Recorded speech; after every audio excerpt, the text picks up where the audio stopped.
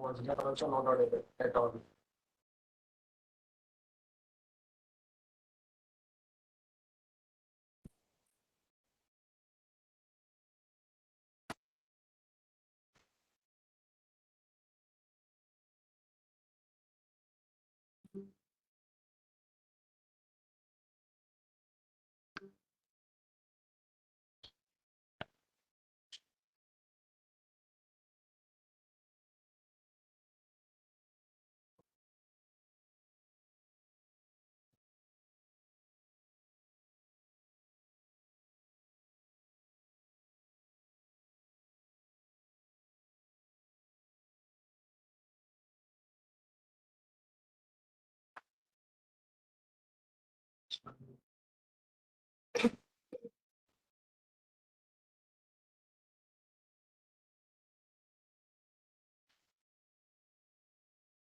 Hi, am I audible? You're audible. Yeah. Can we start? So, with your permission, may we begin? I'm waiting since for the past 10 minutes. Please start. Your screen is very easy. Yes, sir. A very good morning to the esteemed guests and participants. I, Advocate Atithi Abhay, extend a warm welcome to each and every one of you for this captivating webinar focusing on intriguing topic of Hindu marriages made in heaven, solemnized on earth and dissolved in abroad, organized by Maharashtra National Law University, Mumbai. I am delighted to inform you that this virtual conference space has attracted a diverse audience, including legal professionals, educators, members of civil society, and our beloved law students. As a matter of courtesy, we kindly request all the attendees to mute their microphones during the session. Moreover, we highly encourage everyone to keep their cameras turned on to foster an interactive atmosphere. In addition, I would also encourage our participants to jot down their question and answers to submit them to our resource persons, as we will be conducting a question and answer session at the conclusion of the event. In brief, I would like to talk about our organizers. Maharashtra National Law University, Mumbai, established in 2014, stands as a distinguished institution amongst India's national law universities. Honorable Dr. Justice D.Y. Chandrachud, Chief Justice of the Supreme Court of India, serves as the university's chancellor.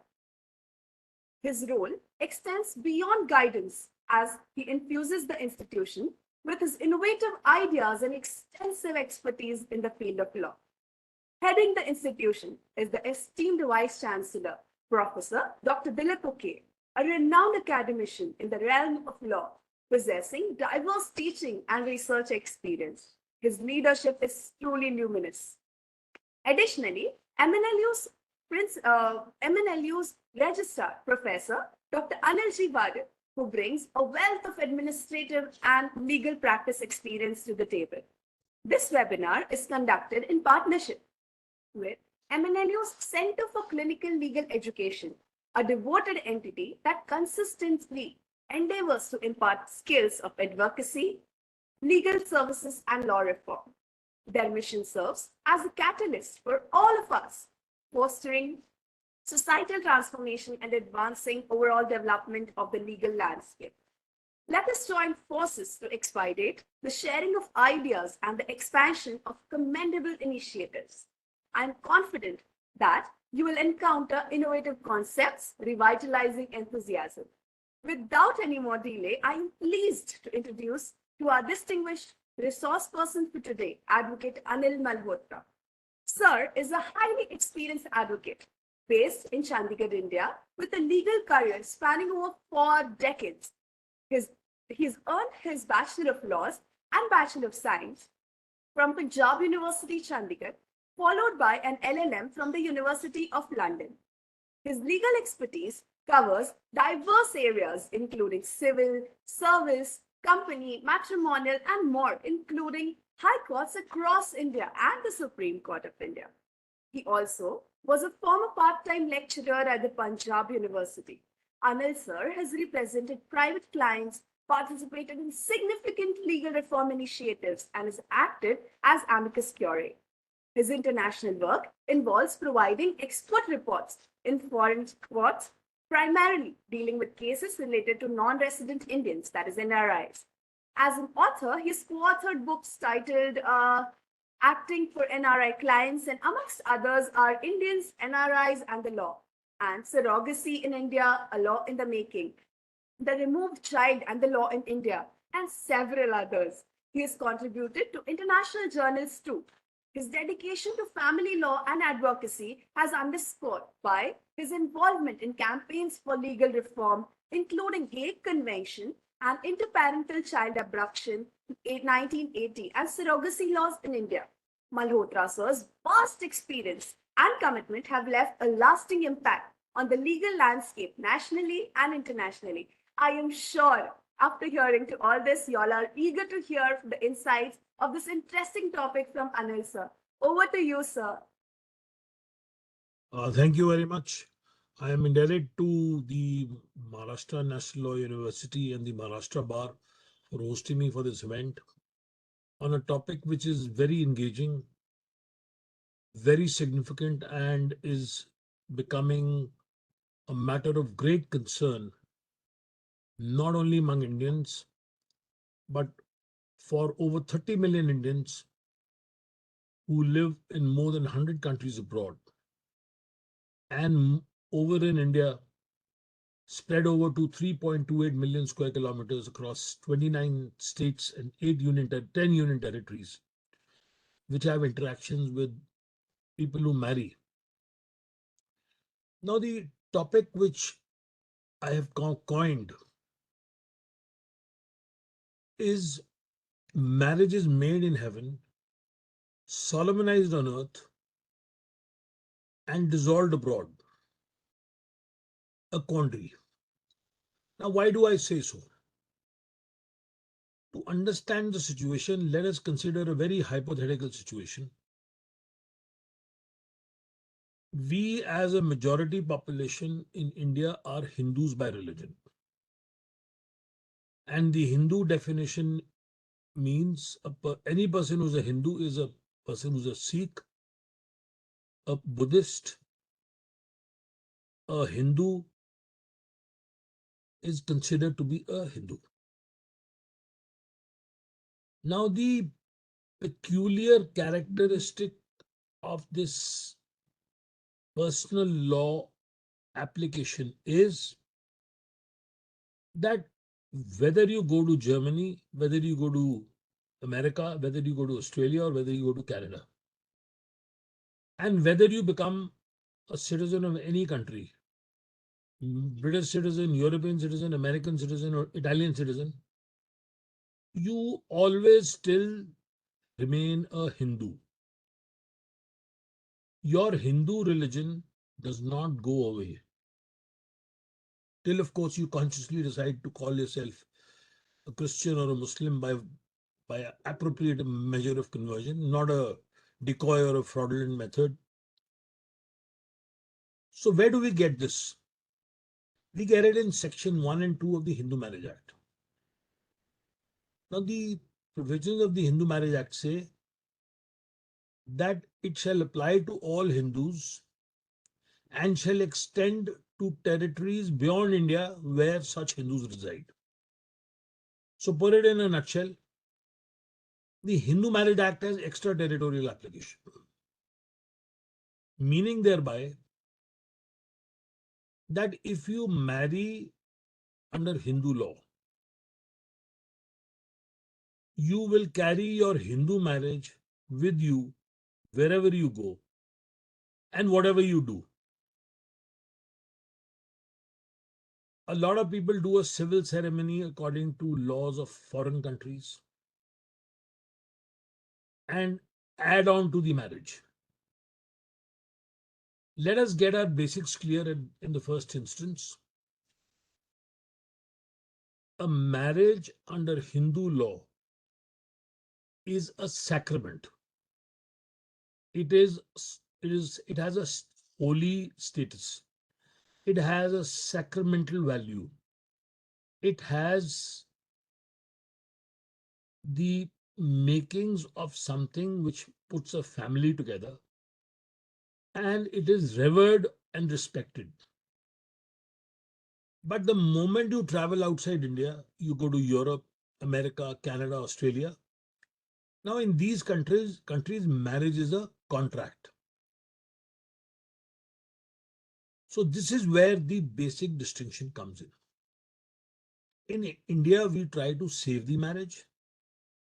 In overseas jurisdictions, dissolving a marriage is for the asking.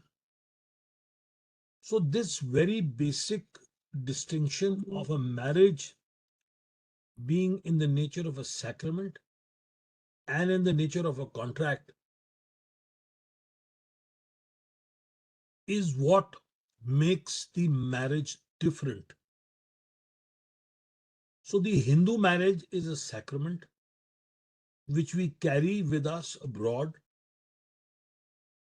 And if we solemnize another marriage under the laws of that country, by virtue of the fact that we are domiciled there, and by virtue of the fact that we want to gain citizenship of that country, that additional marriage ceremony, civil ceremony, which we do, may be a contractual ceremony. So now coming back to our Hindu marriage, now the law is very clear. It was first so stated in the celebrated case of Y. Narasimha Rao. This was in 1991 by the Supreme Court. And Supreme Court said very clearly, relying on section 13 of the CPC, that Hindu marriages, I'm only giving you a nutshell, Hindu marriages solemnized on Indian grounds according to Hindu law can only be dissolved by a court of competent jurisdiction under the Hindu Marriage Act or the Family Courts Act. Now, the teststone or the mandatory provision for testing the validity of a foreign judgment is in section 13 and 14 of the Code of Civil Procedure. Now, section 13 of the Code of Civil Procedure says when a foreign judgment is not conclusive. So, section 13 says a foreign judgment shall be conclusive of any matter adjudicated between parties except. So there are 6 exceptions to this rule. First, where it has not been pronounced by a court of competent jurisdiction. 2, where it has not been given on the merits of the case. 3, where it appears to be on the face of the proceedings founded to be on an incorrect view of international law or is refusal to recognize the law of India in which the law is applicable. 4, where the proceedings in which the judgment was obtained are opposed to natural justice. 5, where it was obtained by fraud. And 6, when it sustains on a claim founded on a breach of any law for the time being in force in India. Now, the bottom line is any judgment obtained from a foreign court on a ground not available under Hindu law will fall foul of section 13. Now, in first coming to divorce in our jurisdiction, we have as many as 10 or 12 grounds for divorce under section 13 of the Hindu Marriage Act. Likewise, under the Special Marriage Act. So, these are fault grounds. So, you have to allege cruelty, desertion, adultery, and the host of many other grounds, and then you have to prove and establish them in a contest before the family court or the district judge, as the case may be, by pleadings, coining of issues, leading of evidence, and then a judgment coming forth. That is the procedure laid down in the Family Courts Act. Now, we also have additionally in section 13b, divorce by mutual consent, where two people can go to the court and say, we have been living apart for a year, we can't stay together. The court adjourns the matter on the first motion for 6 months. You come back after 6 months, court passes the second motion and you're divorced. Now, what is most important to realize here is that we do not recognize irretrievable breakdown of marriage in India as a ground for divorce. Because irretrievable breakdown of marriage is not one of the grounds mentioned in section 13 of the Hindu Marriage Act. Now, I may hasten to add here that the Supreme Court, at the end of the litigation, when all means are exhausted, uses its residuary power under Article 142. Now, Article 142 is a residuary power of the Supreme Court to dissolve a marriage or to grant any relief in any matter, in any case, to do complete justice to parties. So, Supreme Court sometimes uses this phrase irretrievable breakdown of marriage and grants relief under Section 142 of the Article 142 of the Constitution. But that is the power reserved to Supreme Court, and it is not available to any other court in India. So, whenever we see a marriage solemnized in India, which is dissolved by consent of parties, against consent of one party, or by force, by fraud, or in the absence of one party, on irretrievable breakdown of marriage, that divorce decree is considered to be no good or not effective, or a judgment which is not conclusive in terms of section 13 of the CPC. Now, what is the status then? You are divorced abroad, but you are married in India. In Satya versus Teja Singh, Supreme Court in 1975 said that these marriages of such status are called limping marriages, which means you are split in one jurisdiction, but you are married in the other, and there is no resolution. Now, what happens abroad? Now, since in foreign jurisdictions all over the world, practically, marriage is a contract. Marriage is a partnership, civil status partnership. If you wish to divorce and you go to a court and you say, I want to divorce, they will not ask you more questions. They will grant you an irretrievable breakdown of decree of divorce on your asking. And they will confirm the decree once you settle child custody and other remaining issues of matrimony, of maintenance and settlement of matrimonial property. Now, no other country's laws treats marriage as a sacrament, and therefore, for them to dissolve the marriage as a contractual union on reasons of breakdown of marriage is a normal, civil, and the only course. But when we as Indians agree to do this, and one party decides to go against or change, then if that decree is sought to be enforced in India, then there is a problem because that decree of divorce is not recognized. And there is no way by which you can apply for it to be recognized or you can get it converted to be recognized. There is no way. The only way to get a divorce in India is afresh on a new petition before a court of competent jurisdiction in India. You can apply to a court where the parties got married, where the parties last resided together, or where the wife lives if she's living in India. So, what is the way out which I suggest to people is that if you have a decree of divorce or irretrievable breakdown and you wish to put an end to your matrimonial litigation,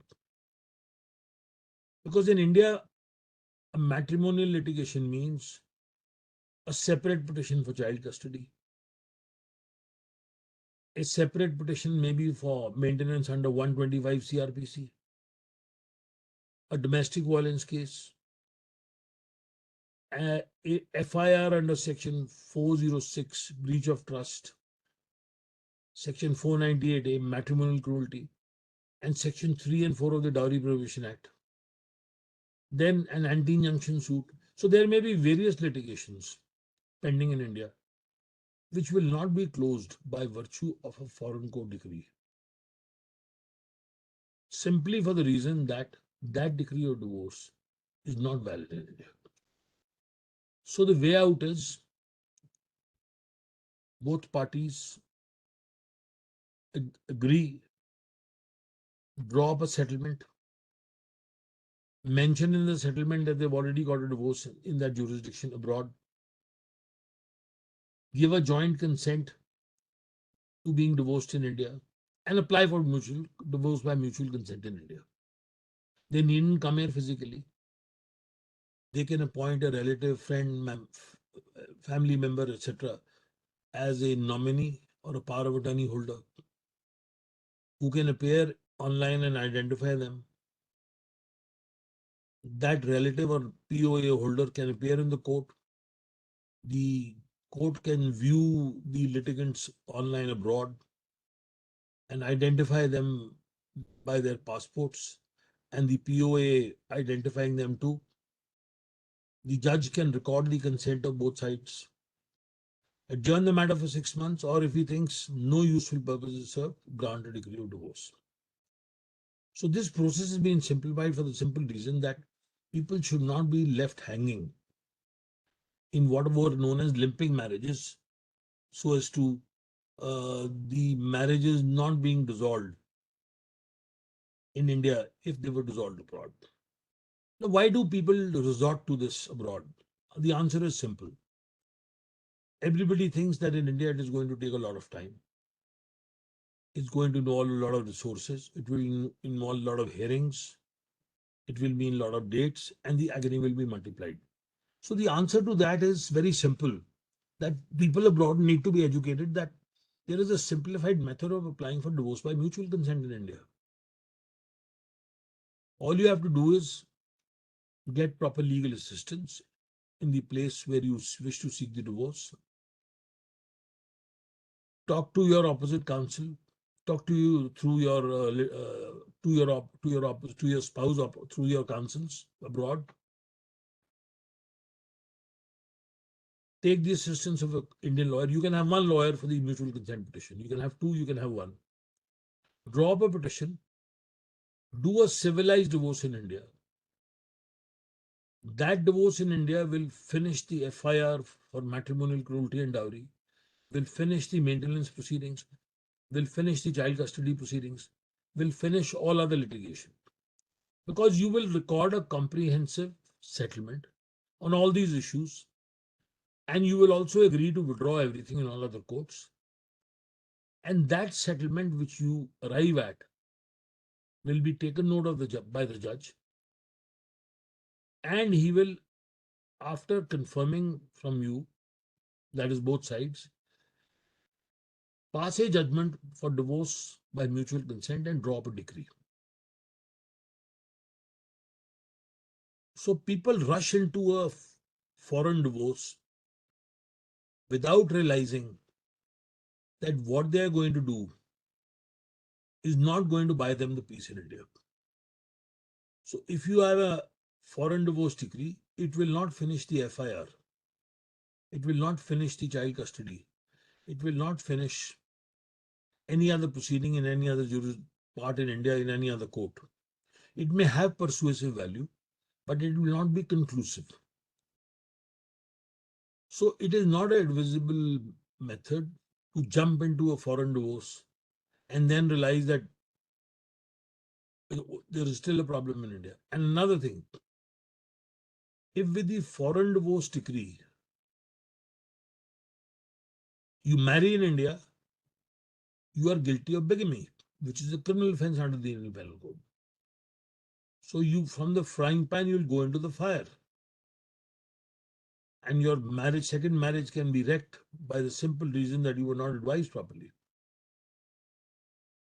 Now, the law in this respect came for the first time in 1991 in Y. Narasimha Rao versus Venkata Lakshmi, where the Supreme Court said, repeating what Section 13 of the CPC says, and they said that only Indian courts can dissolve Indian marriages in such circumstances. Now, I happen to assist our High Court as an amicus in a case called Rupak Rathi versus Anita Chaudhary, which is reported as 2014-2 HLR 96. 2014-2 HLR 96 Punjab and Haryana. Now, since there was some confusion in this judgment of the Supreme Court, I assisted the court in giving clarity and watering down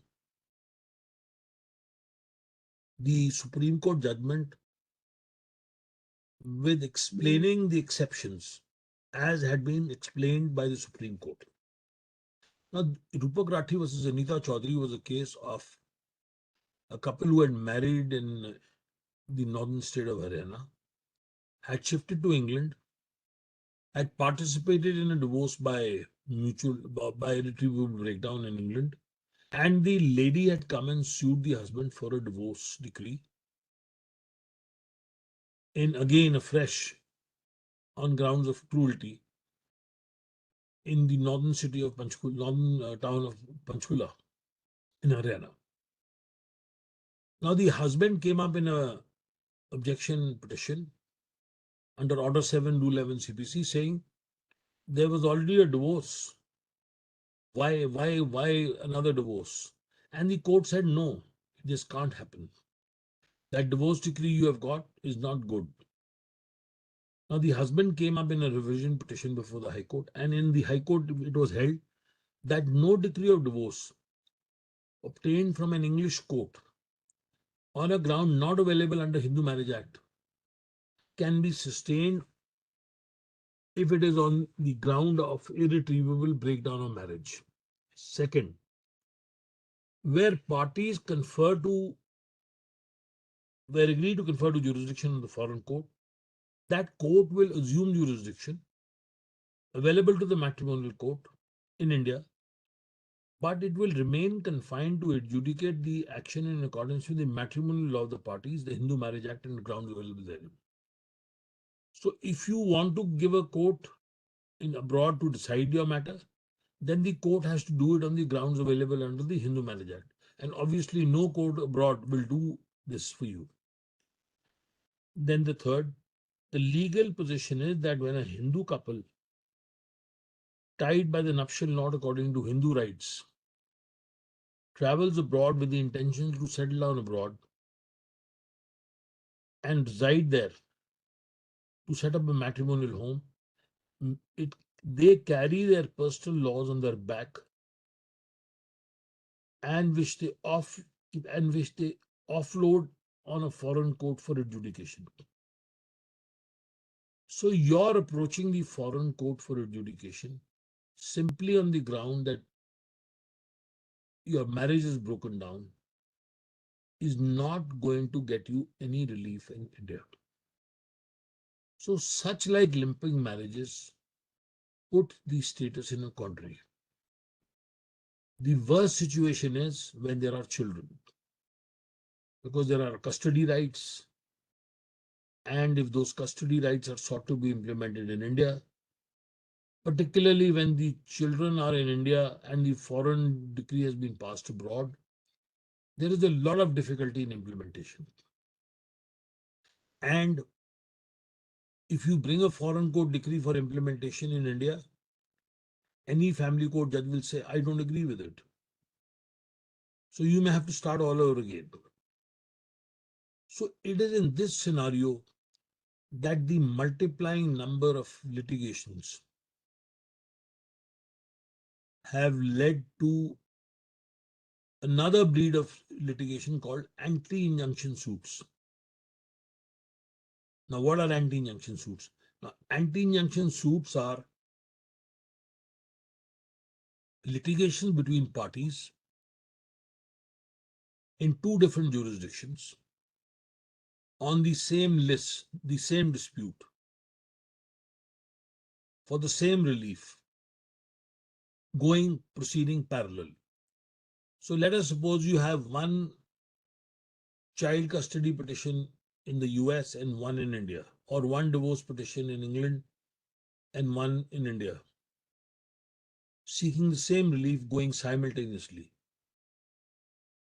You can seek the relief, let us say in India, of seeking to stop the opposite party, not the court abroad, from proceeding with the matter because it is more convenient, it is more practical, and it is more reasonable to decide the litigation in India. So, this commercial law concept of anti-injunction suits emerges from the principle of forum of non-convenience. So, which simply means that whichever is a convenient jurisdiction for both the parties on the same issue for settlement of the same dispute, then only one court should decide the matter to avoid multiplicity of litigation. So effectively, when you file an anti-injunction suit, you seek to restrain the opposite party before, let us say, the Indian court. And you ask the Indian court to stop the opposite party from proceeding on the same dispute before the court abroad. It is a difficult injunction to get, but it is a new age litigation which is emerging from commercial litigation to family law litigation in such situations. Now, the worst thing of offshoots of limping marriages is inter-country, interparental child abduction. So whenever one spouse fears that he is going to lose custody because there is a breakdown divorce decree abroad and the children will be taken away, the spouse gets on a plane, picks up the passports and comes back to India. And what do we do in India? We do nothing. Because under Indian law, inter-country, interparental child removal is not an offense. So if you pick up your child from a foreign country and bring him or her to India, violating your other parent's rights or violating a foreign court order, under Indian law, you have done no wrong. Because under Hindu law, you are a natural guardian and you have equal parental rights over the child inasmuch as the other parent has in India. So the remedy under such a situation is a writ of habeas corpus.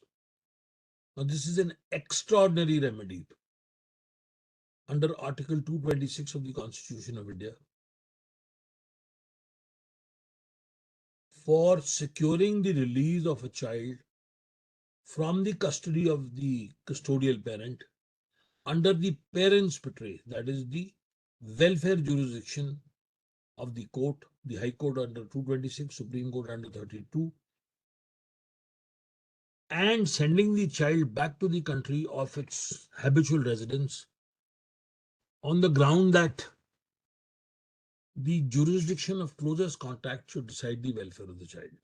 And the consistent law has been that the High Court, in a summary or a detailed hearing, can take a call and decide what to do. They may return the child back to the country from where the child came, or the child has lived for very long and there is consent, send you to the family court in India for deciding. And there is no hard and fast rule, and the Supreme Court keeps changing its views.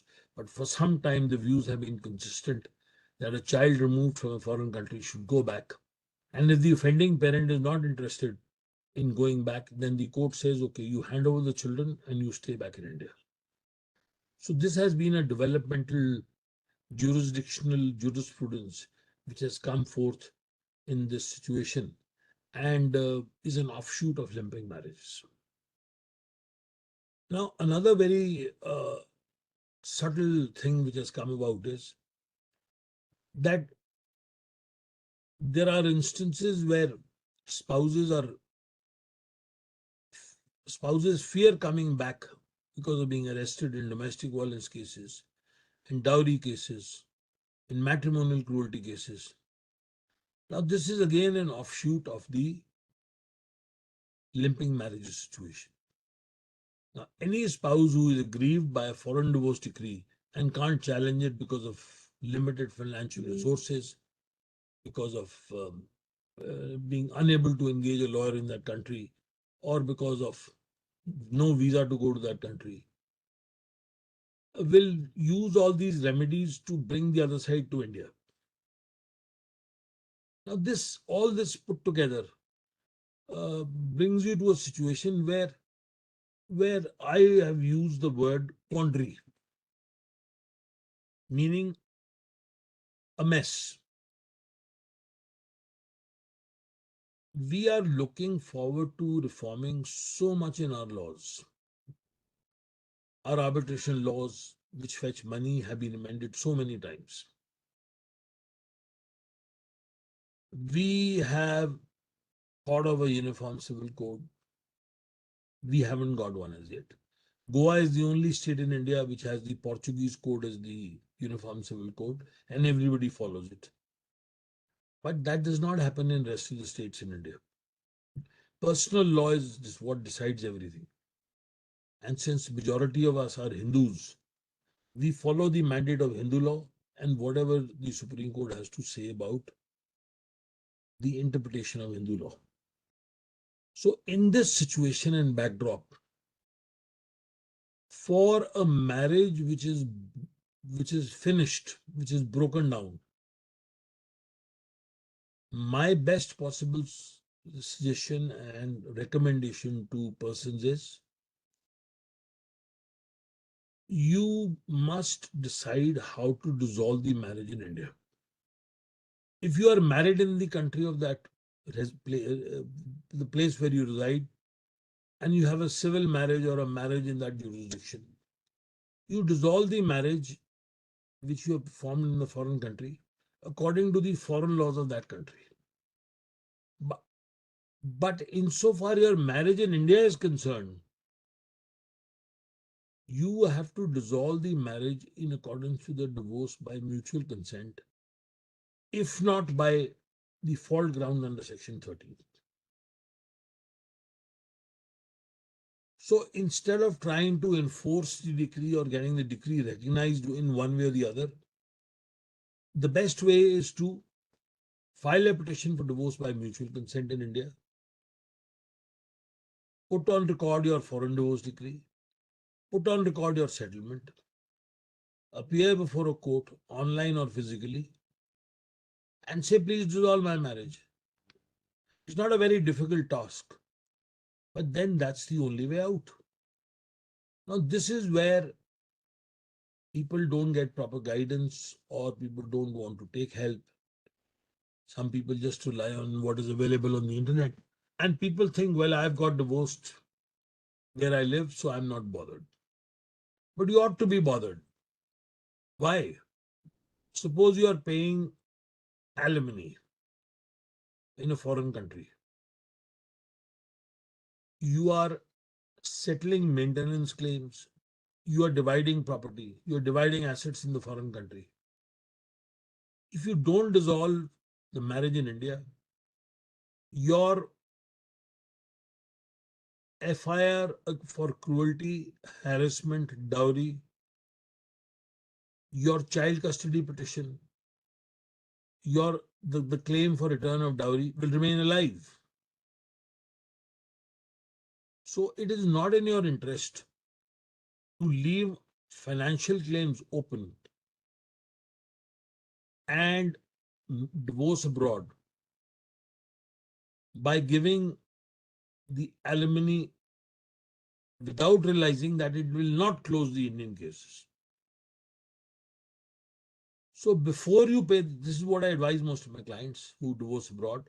I said you get a divorce by mutual consent, sorry, on breakdown grounds.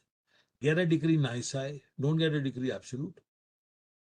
Settle the matter in India, pay the money in India, do a divorce by mutual consent, have all the cases withdrawn or quashed in India, and then pay the money in the US. So this is the practical solution which I advise to most of my people as being the reasonable answer for dissolving such marriages. Now the issue is, why can't we take care of this in advance? In most countries abroad, people enter into prenuptial agreements or postnuptial agreements. Now, in most countries abroad, prenuptials and postnuptials are allowed for the simple reason that the marriage in that jurisdiction is a contract. So, before you enter into a contract, you can draw up an agreement to decide that if the contract is terminated, what is going to be the aftermath. Now, since our marriage in India has the halo of ceremony, of sacrament, and of religious feelings, thinking of a prenuptial agreement would be an antithesis to the very philosophy of a Hindu marriage. Because people might think you're crazy if you're talking of separation before marriage. So that psychological mindset of the sacrament makes a prenuptial agreement illegal, and it is void ab initio under the provisions of the Indian Contract Act as being wholly tenable, as being wholly untenable under Indian law.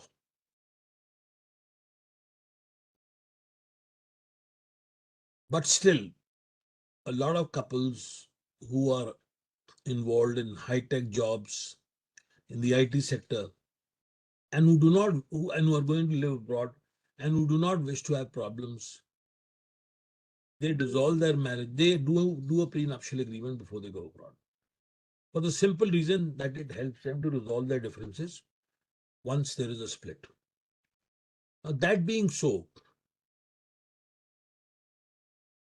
in India, for prenuptials to be entertained or written down are violative of the Indian Contract Act because they are against public policy.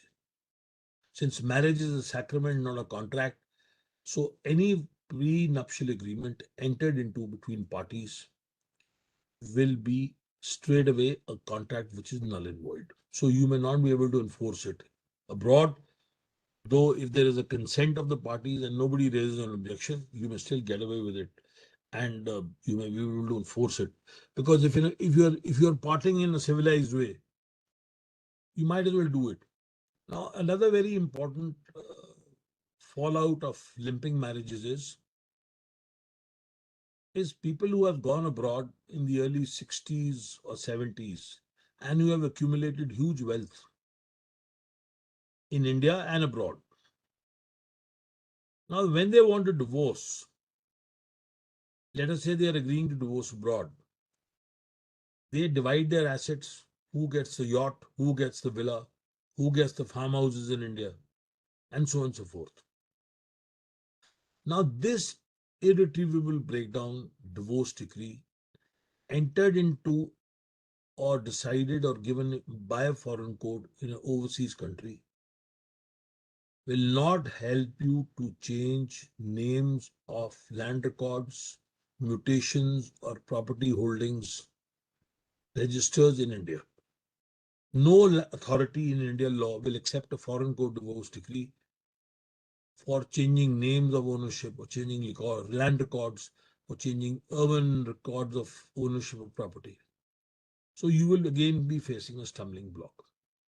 But if you have a straightforward Indian divorce decree given by a court of matrimonial jurisdiction under the Hindu Marriage Act, then of course you will be able to immediately seek a change of names of the ownership of the property.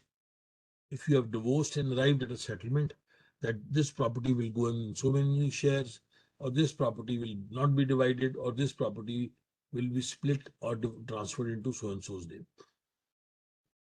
So this is another fallout I've seen in the case of people with a lot of assets, but who have still retained or bought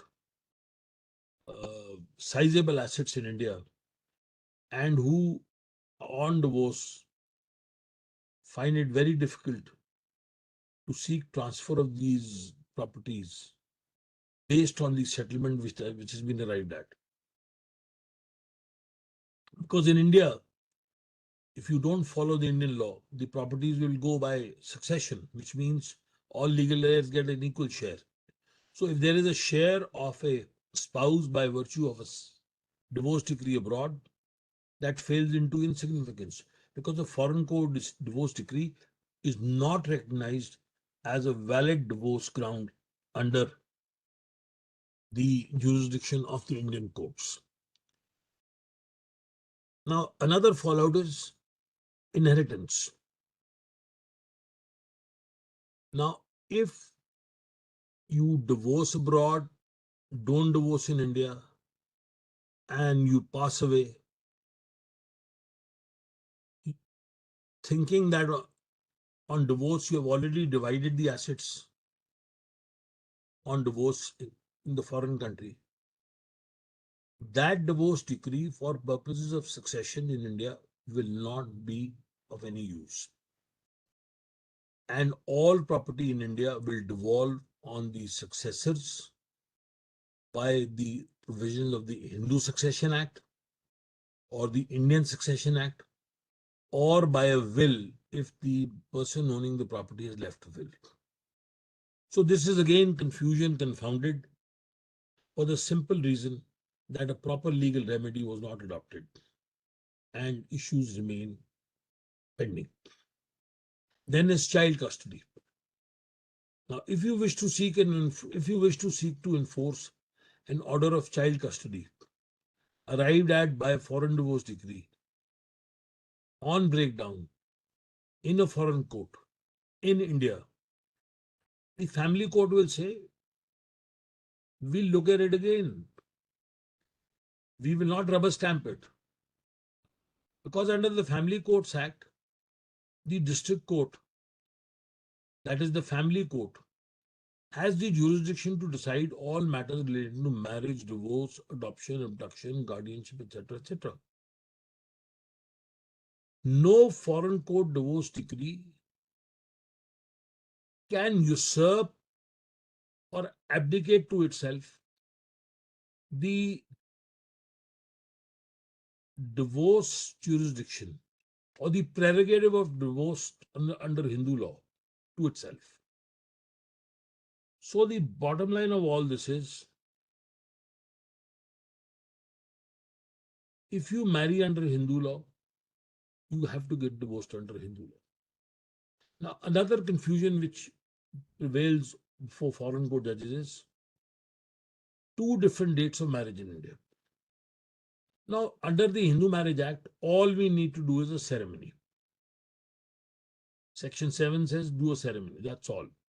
It may be the Saptapati, 7 trips around the fire, or it may be Anand Karaj, the Sikh religion way, or any other way of ceremonial marriage under the Hindu Marriage Act. Now, beyond ceremony, Hindu Marriage Act says nothing is necessary.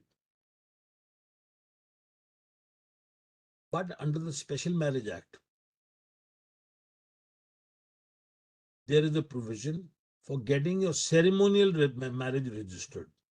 So under Section 15 of the Special Marriage Act, you can register your marriage solemnized and celebrated in other forms. So you go to the registrar of marriages and say, I married in 1968. I am now coming in 2024 because I need to travel abroad. I need to show my marital status. So please register my marriage and give me a marriage certificate. He'll do it. But he will not change the date of your marriage. That date of marriage of 1968 will remain. He will give you a date of registration of the marriage. So you will get a certificate of marriage which will permit you to prove that you are married, which will permit you to get a visa to travel abroad, and will permit you the facility of having proof of marriage. Now, this marriage certificate is the ceremonial marriage certificate. But under the Special Marriage Act, under Section 5, you can straight away register your marriage. So you don't solemnize your marriage under the Hindu Marriage Act. You may be Hindus by religion, you may be Muslims, Christians, or anybody. Any two persons can marry under the Special Marriage Act. Persons means obviously persons of opposite sex. So irrespective of the fact that you are Hindu, Christian, Jew, Muslim, Parsi, you can marry under the Special Marriage Act, for which there is no ceremony required, for which registration is essential. So that is the second mode of marriage which you can entertain into by performing a registered marriage, or as you may call it. So you go and sign the marriage register. It is put up for objection on a public notice board, and then after 30 days, you are issued a marriage certificate. So if you have a marriage certificate of that kind, that will be a contractual marriage, not a ceremonial marriage. That kind of marriage can be dissolved abroad. But a Hindu marriage, whether registered or unregistered, will still, status will remain same, and it cannot be touched by any court in a foreign jurisdiction. If a foreign court does touch it and dissolves it, it only gives you a divorce status abroad. In India, you remain what I call is in a quandary. So this is the long and short of the entire thing. Now, I will leave the floor open for questions, and you can put them up one by one. You can unmute the question speaker, and I will answer the question straight away. And was such an interesting. My participants have posted their message on the chat box. There's one question which I would like to read out. That is, if one partner has got a decree in foreign court of divorce, wherein the other partner has appeared on one day and given her reply under protest, and thereafter she hasn't appeared in the foreign court, and an order of divorce is passed ex parte, will it be considered by Indian courts? See, the answer is very simple. The unwilling partner, spouse appears in the foreign court, protests, and says, I am not going to admit to the jurisdiction of the court. The foreign court says, you are in my territory, you are domiciled there. I don't care whether you're a Hindu, Muslim, Jew, Parsi, or whatever. You are a person who are domiciled in my territory, so I have jurisdiction over you. And he disregards your objection and proceeds. So there is an ex parte decree on divorce. Now, this ex parte decree of divorce under Section 13, on a ground of law, which is not acceptable under Indian law, is invalid. So if you come to India, the Indian court will throw that decree in the dustbin and say, please file another petition. Next. Yeah. So the next question is, what if the decree of divorce obtained in a foreign court meets the valid conditions for divorce under Hindu Marriage Act? Then will the Indian Family Court accept such a decree? And what happens About asset settlement and child custody in India. about the asset settlement and child custody in India? You see, I have never seen a judgment of a foreign court deciding a divorce petition on grounds of adultery or cruelty or desertion on merits. It is a thing of the unknown. But let us suppose hypothetically there is one. And all the six exceptions of the provisions of section 13 CPC are not applicable. Then the divorce decree will be valid. But the point is, you will still have to come to the family court in India and seek its implementation. You can't just walk around with it and say, oh, give me this, give me that. You will still need an order of an Indian court, maybe the civil court or the family court, to execute that foreign court decree. So execution might be another round of litigation in India to enforce the decree of the foreign court. Next, please. Next. So if marriage is of a person who is married under, you want to read out?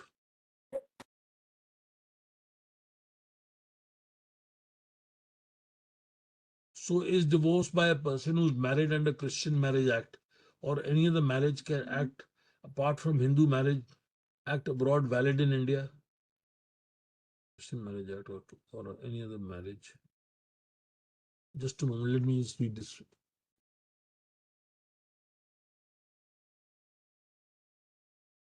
So is a divorce by a person who is married under the Christian Marriage Act or any other marriage act apart from Hindu Marriage Act abroad valid in India? Yes, if a person is married under the Christian Marriage Act. Now, under the Christian Marriage Act, again, I think there is a registration requirement, but under the Indian Divorce Act, I think 1869, there is none. So, if there is a non-Hindu divorce, uh, non-Hindu marriage on Christian law or any other foreign law, then that kind of a divorce decree can be made applicable in India. But again, it has to be executed in India in the Family Courts Act. Now, if both parties are in foreign court and they are Christian by religion, and husband has filed divorce petition in India, as marriage is solemnized in India, but they are already but they are ready for mutual divorce, but issues pertaining to money. Wife was alimony in Oman currency and she is in Oman while husband is in Dubai. Then in which mode of money transaction be done? I think the Indian court will decide in Indian rupees, unless you are able to satisfy the court that the that you are entitled to be given maintenance in the way in which you were treated when you were married. So if you are enjoying a marital status in a country abroad, your husband is entitled to maintain you in the same way in which you were being treated prior to marriage. And if that requires currency to be given in dirhams or the currency of that country, then you need to get compensation according to the standards of that country and living lifestyle of the country which you were being treated to before you got divorced. So every divorce granted in foreign court, it was suggested to take divorce 30B. What if one spouse does not cooperate? See, if the other spouse doesn't cooperate, then there can't be a divorce by mutual consent. Then you have to fall back on the fault grounds. There is no other way. Both parties have to agree unanimously not in the first stage, in the second stage also, for a divorce decree to become enforceable. Sir, nowadays it is seen that couples first get married under the Special Marriage Act for visa purposes, then under Hindu Marriage Act, and then after going to a foreign country, they also get married as per their law. In such cases, how do we proceed to resolve the three marriages? So the first marriage is done under the Special Marriage Act for visa. Now, when people marry and just for the visa, the marriage is not consummated. It is just a contractual marriage. This marriage under the Special Marriage Act can be dissolved in India under the Special Marriage Act because this is not a ceremonial marriage. So Special Marriage Act has grounds for divorce, and you can dissolve the marriage there according to the provisions of the Special Marriage Act. You can dissolve it by mutual consent under the Special Marriage Act. Then the second marriage is under the Hindu Marriage Act. Now that I have already told you can only be dissolved under the Hindu Marriage Act, under the grounds in Section 13 before the family code in India. Then third marriage is they also get married as per the law of that foreign country.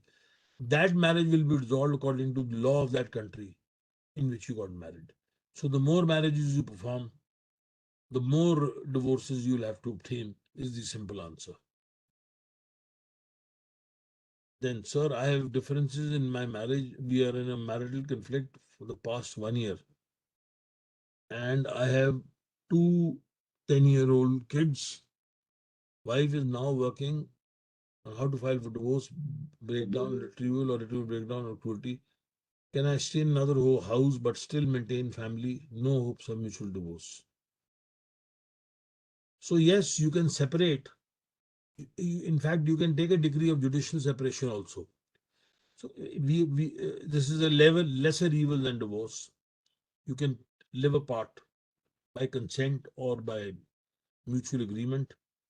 Uh, you can file a divorce on grounds of cruelty, and if somewhere down the stage the other party agrees, you can convert that petition to one for irretrievable breakdown without the necessity of filing another petition.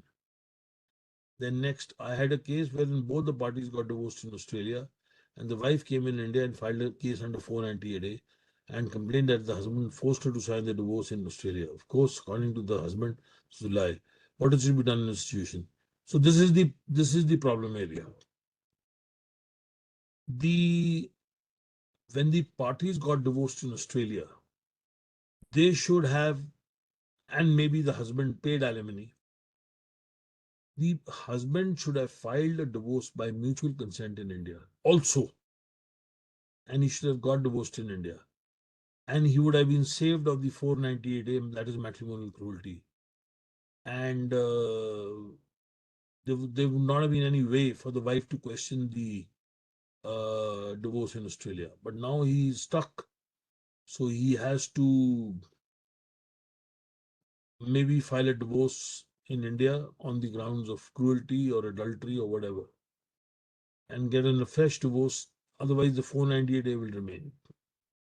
Or he can contest the 498A saying we have got a divorce, but it is for the court to consider what is the value of the divorce in the 498A proceedings. Next.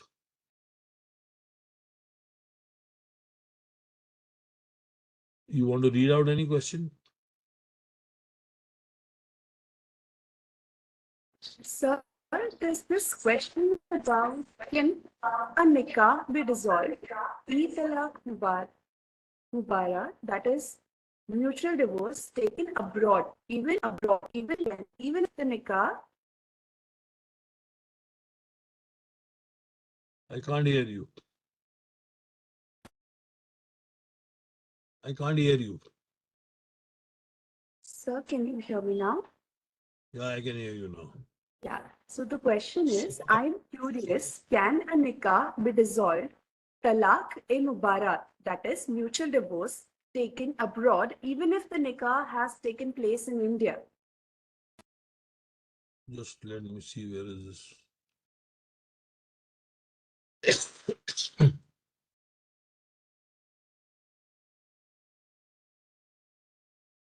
Can a nikah talaq mubarak taken abroad even in nikah is taken resolved?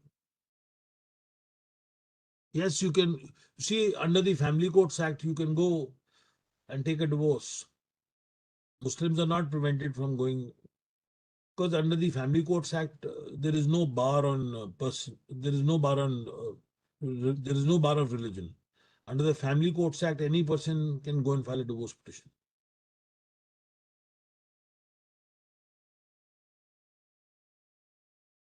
Yeah. Next. Yeah. In the interim stage, when custody is not finally decided, but one parent, say a Hindu mother with whom child is residing, decides to leave India with the child, with that tantamount to removing a child from the lawful guardianship, applying the fact also that the father is a natural guardian under Section 6 of the Hindu Minority and Guardianship Act, and until the custody is finally decided, court is de facto lawful guardian. And Yeah. would this tantamount to criminal offense of kidnapping under IPC? You see, under Section 26 of the Guardian and Wards Act, once a petition is pending, the child cannot be removed from the court or the custody of the jurisdiction of the court to a foreign jurisdiction. Now, the best way to ensure such a situation, if there is a risk, is that the passport of the child should be deposited in the court. If you don't take that precaution and the child is taken away, it will amount to violation of Section 26. It is unlikely that the police will register a case of kidnapping until and unless the court itself holds that the child has been kidnapped. But then the larger question comes in Section 6 of the Hindu Minority and Guardianship Act. The father and after the natural mother are natural guardians. So this is a very catch-22 situation. And the only remedy is to be careful. If you have a risk, tell the court to take the passport of the child. But if you don't take that precaution, you have to insist before the court there is contempt. You have to insist before the court that there is unlawful removal and the court should be asked to register an FIR. But the court may also reach a conclusion that the child is no more in its jurisdiction and therefore the court can do nothing about it. So it's a very discretionary sort of a situation. Next, any more? This one will be the last question. Yeah. Divorce granted in foreign court. It was suggested to take divorce under Section 13B. What if one spouse does not cooperate? I just answered this question. I'll repeat it. You have taken a divorce in a foreign court. You want to file a divorce by mutual consent. The other party backs out. You file a divorce under ground of cruelty, saying we are already divorced there. Here is the foreign divorce decree. Please grant me a divorce on the ground of cruelty.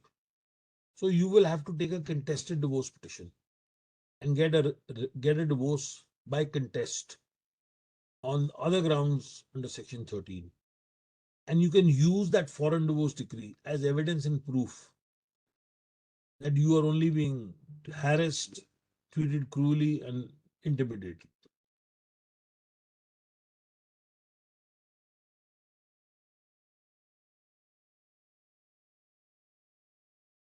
All right. That's it. Thank you so much, sir, for your relevant answers. And I also thank all our attendees for the relevant questions. As we conclude this session, I, Aditi, will now hand over the reins to the driving force of this webinar, our coordinator, Advocate Shraddha Darvi. She has played an instrumental role in planning and coordinating this event to ensure its resounding success. Ma'am, we eagerly wait for your vote of thanks. Shraddha, ma'am. Over to you, ma'am.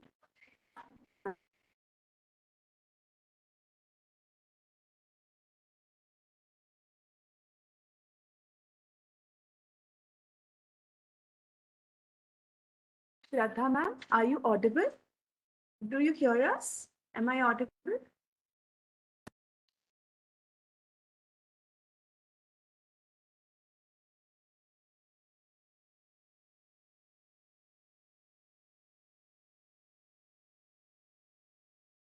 Shraddha ma'am, you are not audible.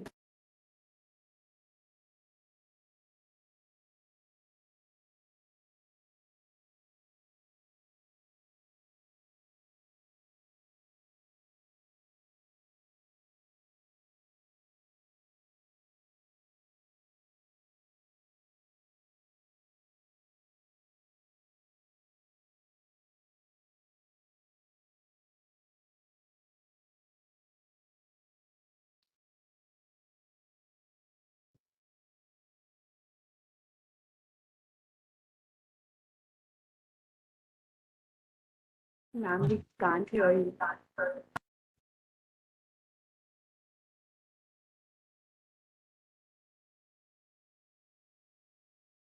We are the Anand both.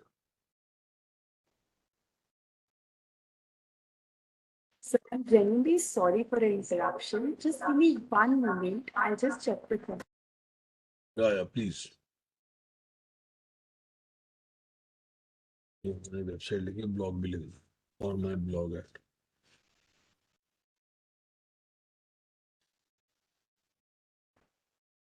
On behalf of Shraddha ma'am, I would like to extend our hearty vote of thanks to Anil Malhotra sir for remaining present here and accepting our invitation. Extremely thankful to you, sir.